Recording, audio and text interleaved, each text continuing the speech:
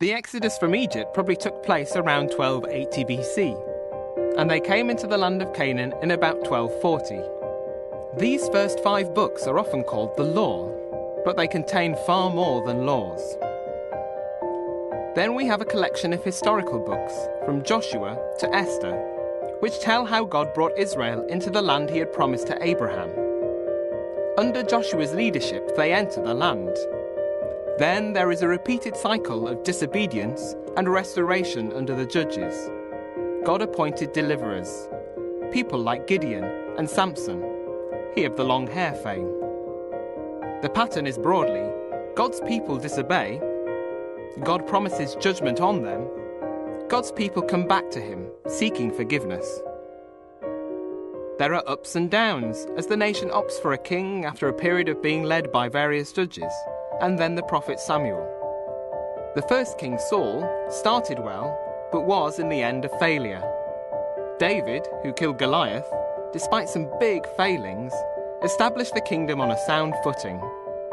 His son Solomon built the first temple in Jerusalem, but was also responsible for the split which happened under his son Rehoboam in about 931 BC. After that, there are 2 separate kingdoms, the north known as Israel and the south known as Judah. A succession of kings lead the people away from God. The northern kingdom of Israel falls to the Assyrians in 722 BC. Judah, in the south, has a mixture of good kings and bad kings, but, despite the warnings of prophets such as Isaiah and Jeremiah, the nation is too often marked by injustice, oppression, and the worship of other gods. In 587 BC, they are conquered by the Babylonians and are exiled in Babylon for 70 years, where Daniel survives being thrown to the lions. The books of Ezra and Nehemiah tell how 70 years later they came back to Jerusalem and rebuilt the walls of the temple and re-established themselves, although they were never again a major force in the region. There are 2 remaining blocks of material in the Old Testament.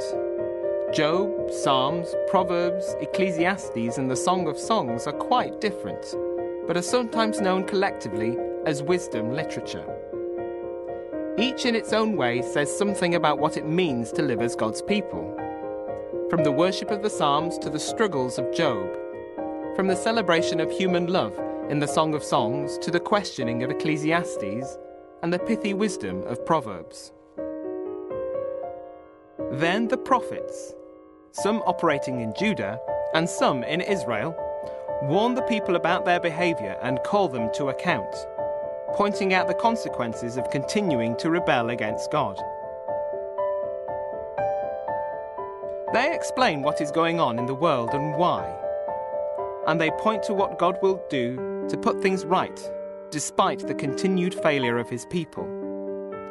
They operate over a long period of time, starting with Amos and Hosea in the north, around 750 BC, then Isaiah in the south a little later, followed by Jeremiah from around 620 down to the capture of Jerusalem in 587 BC, Ezekiel in the exile in Babylon, and ending with Malachi sometime around 400 BC.